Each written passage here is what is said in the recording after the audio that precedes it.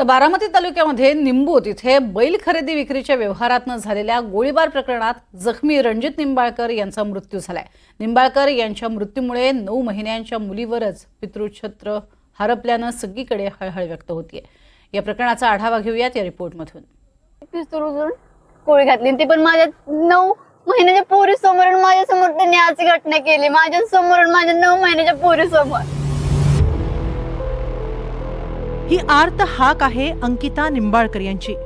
बैलगाडा शर्यतीच्या मैदानातलं परिचित नाव रणजित निंबाळकर यांच्या पत्नीची।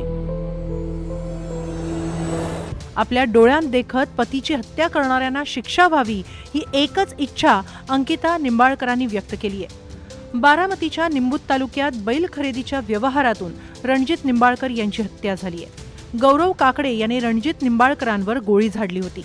पुण्यातील खासगी रुग्णालयात उपचारादरम्यान त्यांचा मृत्यू झाला। निंबाळकर यांच्या मृत्यूनंतर त्यांच्या नातलगांसह हजारो समर्थकांनी वडगाव पोलीस ठाण्याबाहेर एकच गर्दी केली। जमावासह निंबाळकर कुटुंबियांनी आरोपी गौतम काकडेच्या अटकेची मागणी केली। काय झालंय, माझा मुलगा बैलाचा व्यवहार केला होता, त्या बैलाचा व्यवहार करता त्यांना रात्रीचं बोलावलं पैशाला आणि माझ्या मुलाचा अपघात केला। अपघात केल्यानंतर मला नंतर कळालं आणि त्याच्यानंतर गौतम भैया काकडे याला फाशीची शिक्षा आणि त्याला 2 दिवस झालं डिपार्टमेंटला सांगून डिपार्टमेंट त्याला पकडत नाही, काय नाही, त्याचं संशोधन करत नाही आणि त्याच्यानंतर माझा बैल हा त्यांना परत दिला पाहिजे।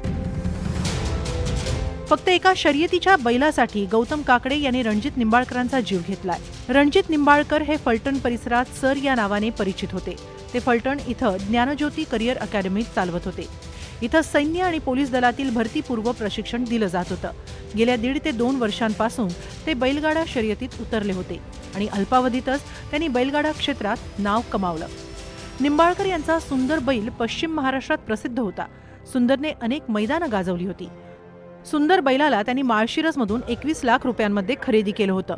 वर्षभरापूर्वी निंबाळकरांनी सर्जा बैलासाठी काकडेंसोबत 61 लाख रुपयांचा व्यवहार केला होता। त्यामुळे निंबाळकर आणि काकडे कुटुंबाची जवळीक वाढली।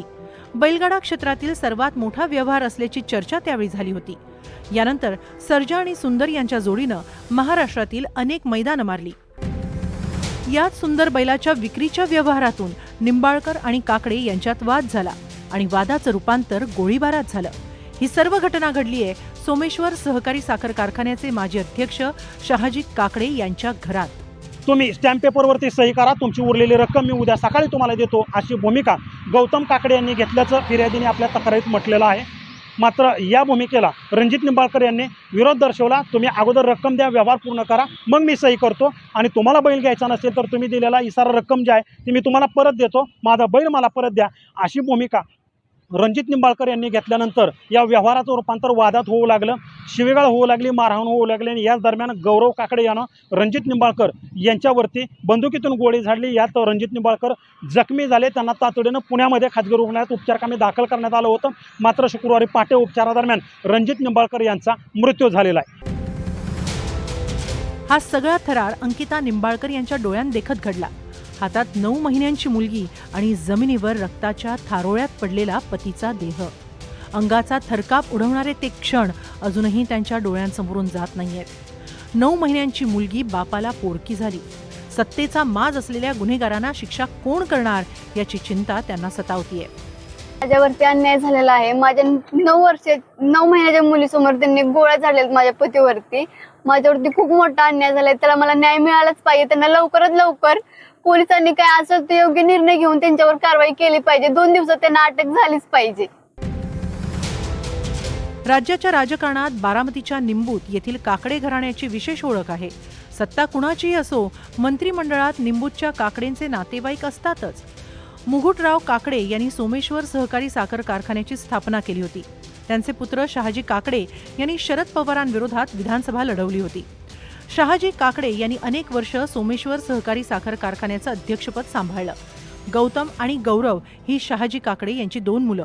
त्यापैकी गौतम काकडे फरार आहे, तर शहाजी काकडे आणि गौरव काकडे यांना पोलिसांनी अटक केली आहे।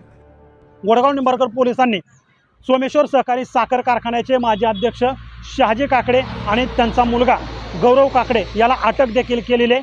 तर फरार असलेला गौतम काकडे याचा शोध सध्या बारामती पोलिसांकडून घेतला जातोय. देवा राखुंडे, NDTV मराठी, बारामती.